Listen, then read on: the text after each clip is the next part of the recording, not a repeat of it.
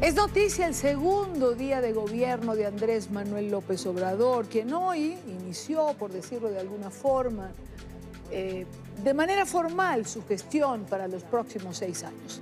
Ofreció una conferencia de prensa que estuvo centrada en 4 puntos importantes: la situación de los migrantes, el control institucional, el aeropuerto de Ciudad de México y el caso de los 43 de Ayotzinapa. Sin embargo, quisiera centrarme en uno de los 2 discursos pronunciados el sábado pasado, día en que asumiera el poder, en el Palacio Nacional. Habló en el Congreso y habló en la Plaza del Zócalo de la capital mexicana, que es la principal plaza pública del país.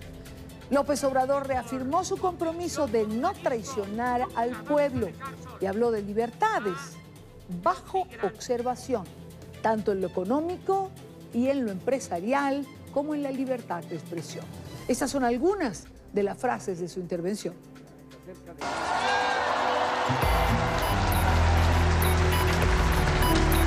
Reafirmo el compromiso de no mentir, no robar y no traicionar al pueblo de México.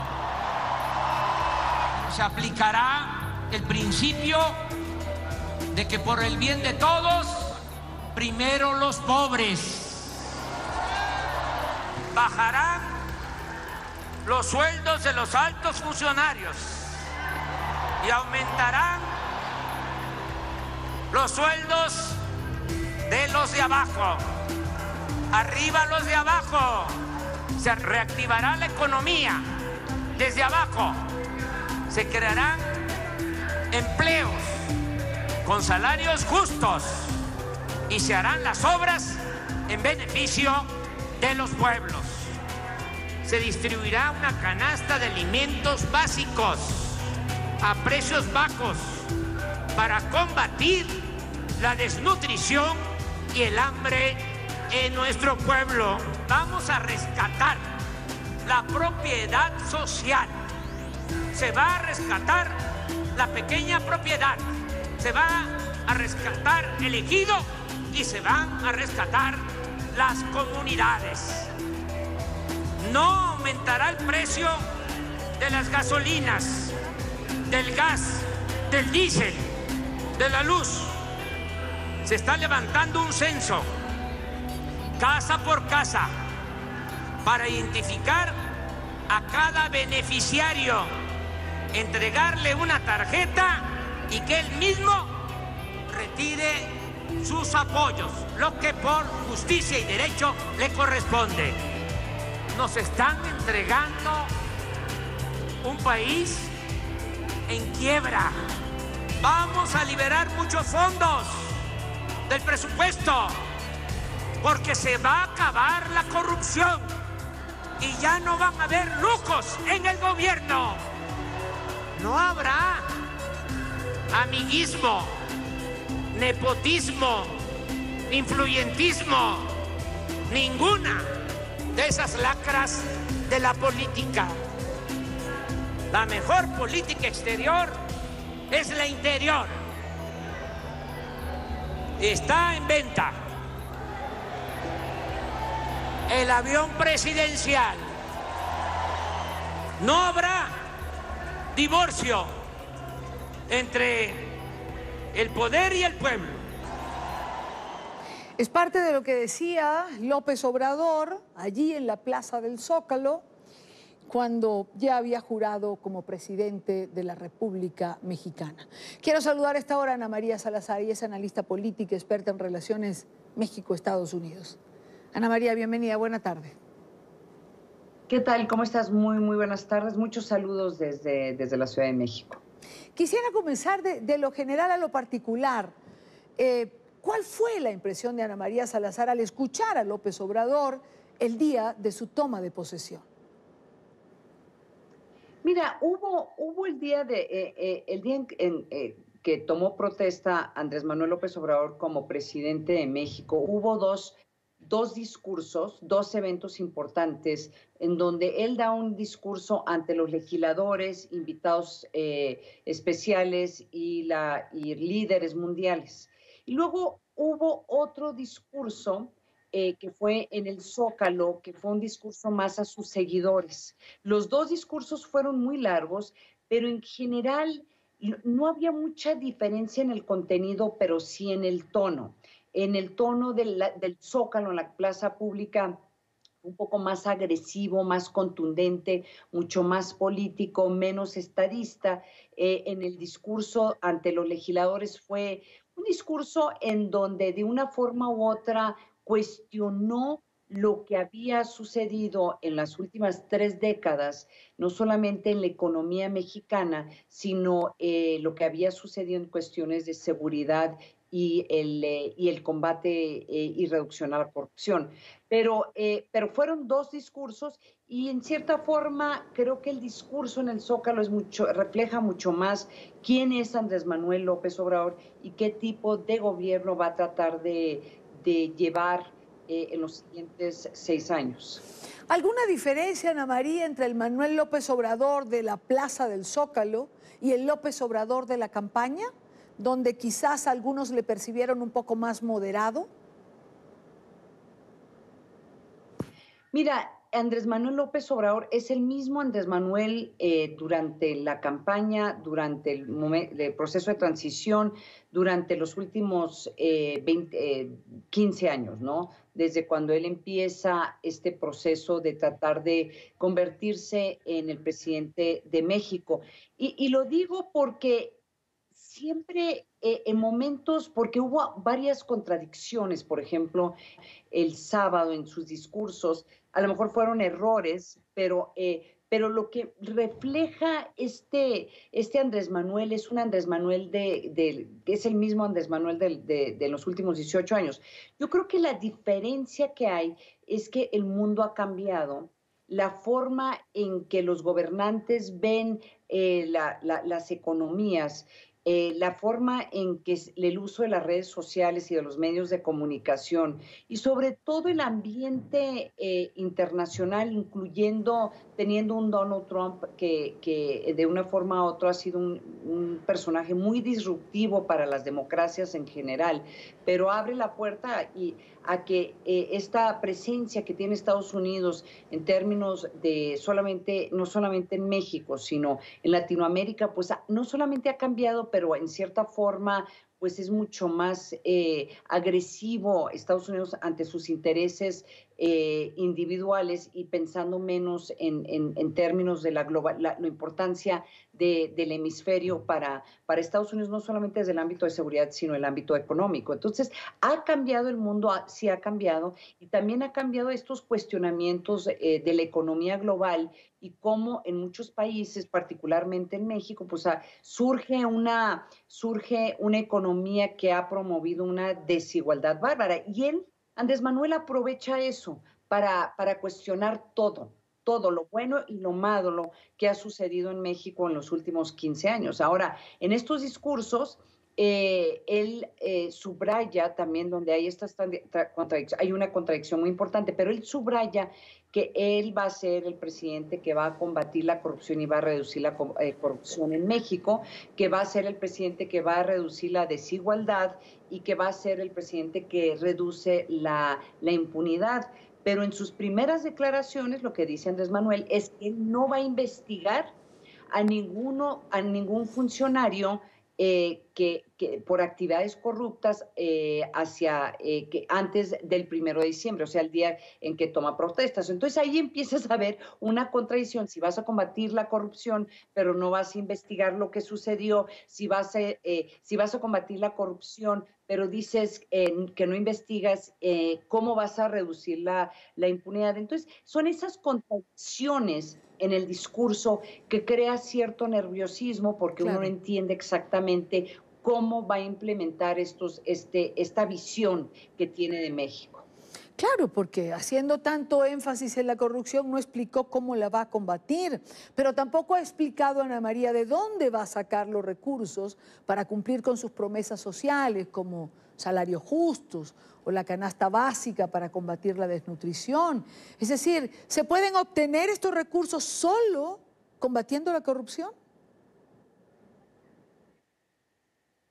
Yo creo que en este momento, este es el tercer día del gobierno del presidente Andrés Manuel López Obrador. Yo creo que se están empezando a dar cuenta que en términos económicos no es fácil traducir sus propuestas para poder implementarlos. Eso es muy claro, porque él había todo su discurso está basado en que al combatir la corrupción el Estado va a tener más recursos y eso pues en realidad no parece ser cierto, habría que ver cómo lo plantean ellos, pero también la idea que puedes tú crear, la idea de que al hacer este tipo de declaraciones en contra del neoliberalismo, en contra de lo que se ha hecho en los últimos 20 años, en contra de la reforma energética que permitía mucha más inversión extranjera en México.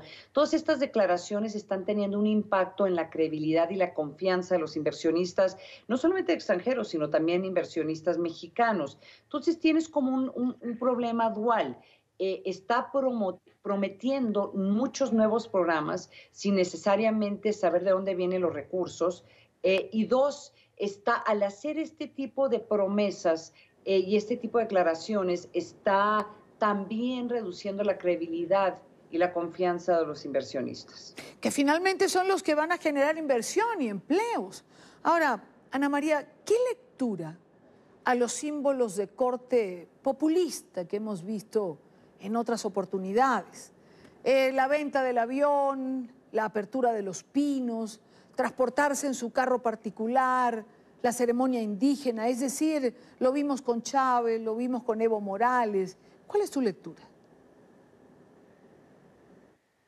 Mira, yo creo que en este momento en donde hay tanto, pero tanto enojo por parte de la población mexicana, del electorado mexicano, de la clase política en general y de las estructuras políticas, tal vez no solamente los gobernantes populistas, pero todos los gobernantes necesitan este tipo de símbolos o este tipo de mandar este tipo de mensajes para una forma u otra, pues reconocer el enojo que se vive en México. Entonces, yo más que criticar estos símbolos, o sea, este acercamiento con los indígenas, creo que fue saludable porque los indígenas en nuestro país han sido marginados.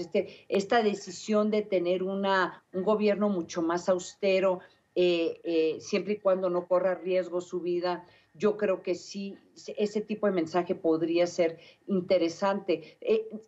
Yo creo que todos los gobernantes necesitan mensajes para poder, para que las personas sientan que están reconociendo por qué votaron por él, pero sobre todo el enojo.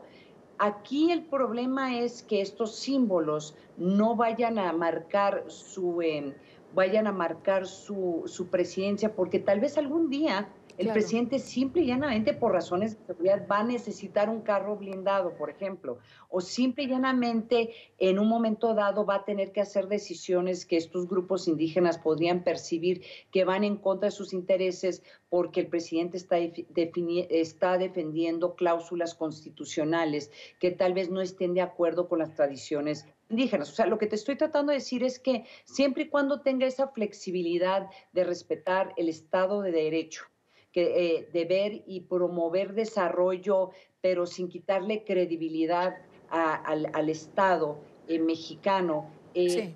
y tener estos mecanismos de promover desarrollo que no vaya en contra del sector privado, yo creo que va a ser muy saludable, siempre estos mensajes no deben de ser contradictorios a este tipo de visión, ¿no?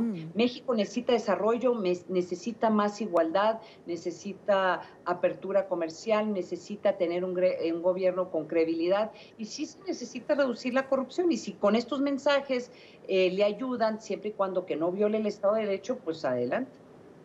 No puedo dejar de preguntarte por un momento que robó centimetraje en los diarios, tiempo en las pantallas de televisión. La protesta contra Nicolás Maduro en el Congreso y posteriormente su entrada al Palacio de Gobierno. ¿Por qué invitar a Nicolás Maduro tomarse una fotografía posterior. Es decir, no se puede llamarse demócrata y pararse al lado de quien tiene las cárceles llenas de presos políticos, de quien somete al pueblo venezolano a las más crueles de las crisis humanitarias, de quien acosa a la oposición. Pero no solo la fotografía, sino que agradeció su visita. Miren este video. Gracias por venir. Muchas gracias por venir. Muchas gracias por venir. Muchas gracias por venir. Muchas gracias por venir. Muchas gracias por venir. Ana María. Mira, yo creo que fue un problema también de que el gobierno de México, el nuevo gobierno de México, no ha querido definirse ante la crisis venezolana. El no invitarlo ya definía una posición ante el nuevo gobierno, el invitarlo también. Entonces, yo creo que les fue más fácil invitarlo pensando que estaban invitando a todos los países latinoamericanos, o sea, que era una invitación abierta, y así tratar de no tener que hacer una definición esta primera parte de su gobierno, pero resultó ya, la forma en que se protesta contra Maduro, de una forma u otra ya está empujando al gobierno a tener que hacer definiciones. Por ejemplo, el hecho de que Maduro no llegó a